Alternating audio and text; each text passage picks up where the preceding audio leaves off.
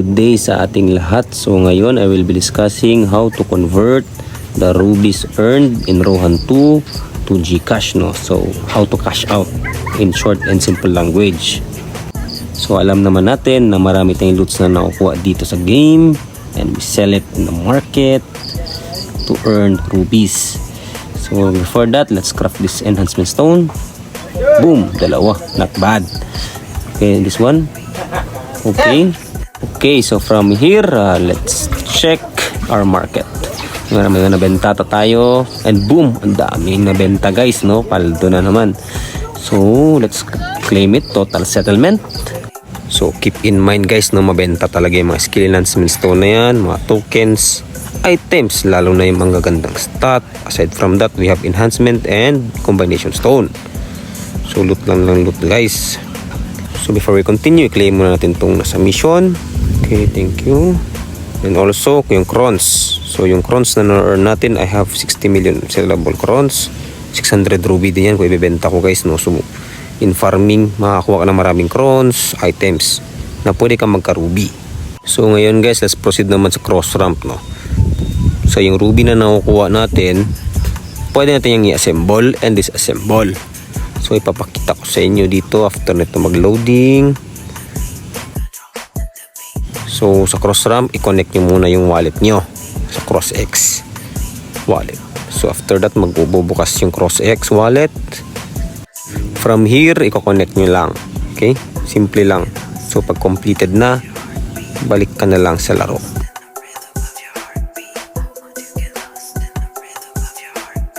So after nito maging connected na yan. Okay, makikita mo yung balance mo, no? So we have 588 rubies na pwedeng i-assemble. So i-type natin dyan yung 588. Meron siyang tax na 58. So 529 na yung mapupunta sa CrossX kasi may tax siya na 10%. Ang disassemble naman baliktad from CrossX to laro. Cash in yan. So wala siyang tax pag cash in. So klaro yun, no? May tax pag mag-cash out, cash in, walang tax. So after mo mag-assemble from the game na nasa CrossX na yung ruby mo, I have 6,032 here. So you need to click the website link in the lower right portion. After nyan, maglo-loading yung xcrosstoken.io. Hintayin mo lang yan, tapos i-click mo yung ruby X na yan. Diyan ka magko-convert from ruby X to cross. So i-click mo natin yung graph para makikita nyo yung prices, no? Sa graph na to, compare mo yung prices kung mataas yung value ng ruby X or mababa. So dapat pag magbenta kayo guys, mataas yung value ng ruby X, no? Para ROI. And if mag-sell naman kayo, if mag-buy kayo, dapat mababa, no? Para mas marami kayo magbili. So ganun lang yung pagtingin sa market. True graph. So click mo lang yung sell tsaka buy, depende sa anong gusto mong gawin. And of course, market lang kung ano yung price, kasi pag limit, maghihintay ka pa. So before everything, magko-connect muna tayo sa CrossX wallet. Yun yung una mong gagawin bago ka makapag-sell. Okay, connected. After it is connected, magsisell ka ngayon. Market. So 6,000 ruby. Yan. Pwede kong isell yan. Pero hindi ko muna isisell guys, okay? So if nakapagbenta ka na, balik tayo sa CrossX. Meron ka ng cross. So from cross, we have 11.29. Next mong gagawin naman ngayon is to bridge the cross to a cross BNB. So ngayon, we have 11 ba yun? 16. Okay, let's see. Mapupunta ka dito. Swap and bridge. Piliin mo lang yung cross token to cross BNB. Yan. So meron tayong 11. Okay?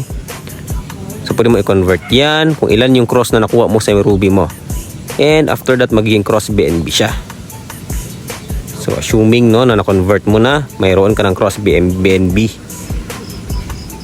So wait mo lang yan. Pagbalik mo dito, balik ka dito ulit.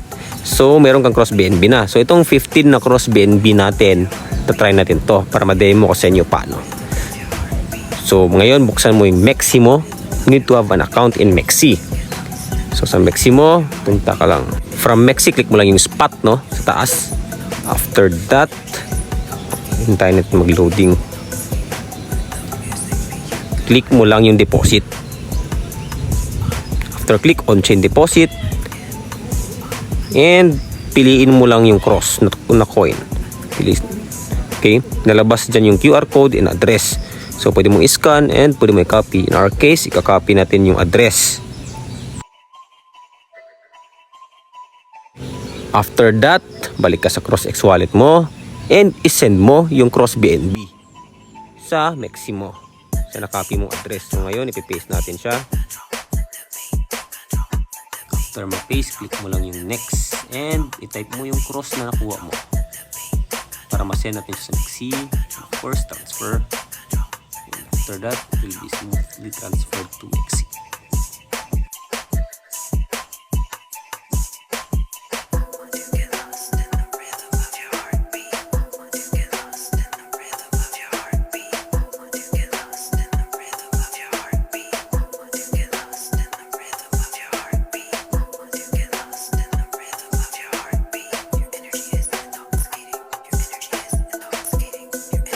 After transferring, wait mo lang siya guys no, ng a few minutes and credit na siya and boom, may credit na pala agad, no seconds lang guys.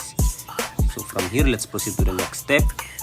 Click mo lang yung search button and cross/USDT para ma-convert mo yung cross to US dollars. Okay? After that, sell mo lang siguro market price and boom, you will have USDT. After that, you need to transfer your USDT. Click mo yung transfer from spot to fiat para ma-sell natin sa GCash. So, i-all mo lang yan. After that, convert all and nasa fiat na after that. So, when you have the USDT in fiat, proceed ka na sa P2P. Okay? Click mo lang yung P2P and of course, you just click the sell kasi magbibenta tayo. And if opposite naman, if magbabuy ka. So, sell. Of course, may mili ka dyan kung saan mo gusto i-sell. Siyempre, sa pinakamataas na presyo to get the most profit. Also, makikita mo dyan guys kung mayroong GCash payment o time. So, depende na yan sa inyo. And after that, mapupunta na sa GCash mo or GoTime or bank account mo yung Ruby mo. Which is nakapesa na. So, there's really earning no in Rohan 2 right now. And I hope that my tutorial on how to convert RubyX to GCash will help you in your future endeavors. Thank you so much for watching.